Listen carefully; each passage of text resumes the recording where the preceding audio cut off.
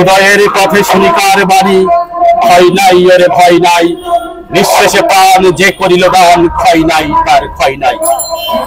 অসংখ্য ছাত্রের আত্মাহুতি, অসংখ্য মানুষের গুম, শত নির্যাতন নিষ্পেষণের মধ্য দিয়ে যে নতুন সূর্যের উদয় ঘটেছে, সেইখানে এসে বাংলাদেশের হাল ধরেছেন ডক্টর মোহাম্মদ ইউনূস, যার নেতৃত্বে আমরা বিশ্বাস করি এই অন্তর্বর্তীকালীন সরকার একটু নির্দিষ্ট গন্তব্যে পৌঁছাতে সক্ষম হবে।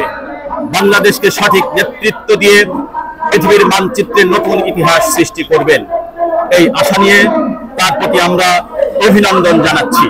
প্রিয় উপস্থিতি, আপনারা জানেন 28শে অক্টোবর লগি বৈঠার মধ্য দিয়ে অসংখ্য গণতন্ত্র মানুষকে হত্যা করা হয়েছিল এই বাংলার বুকে, তার বিচার হয় নাই।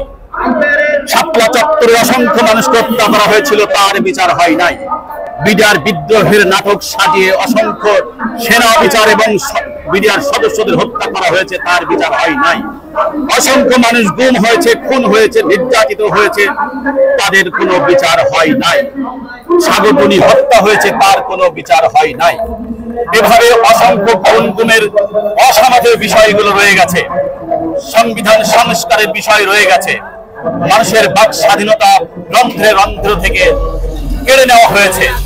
আমরা বিশ্বাস করি বর্তমান সরকার একটি নতুন নির্বাচন উপহার দেওয়ার জন্য সংবিধান সংশোধন করে সেই ব্যবস্থা করতে সক্ষম হবে। আমরা তাদের সার্বিক সহযোগিতার জন্য রাজপথে থাকব, যেখানে যেভাবে প্রয়োজন আমরা দেশের কল্যাণের জন্য কাজ করে যাব। আমরা এই অন্তর্বর্তীকালীন সরকারকে অভিনন্দন জানাই। তাদের কাজ যেন সমৃদ্ধির পথে, কল্যাণের পথে, দেশ গড়ার পথে দুর্বার গতিতে এগিয়ে যায়, আমরা সেই প্রত্যাশা ব্যক্ত করে শেষ করছি। ধন্যবাদ সবাইকে।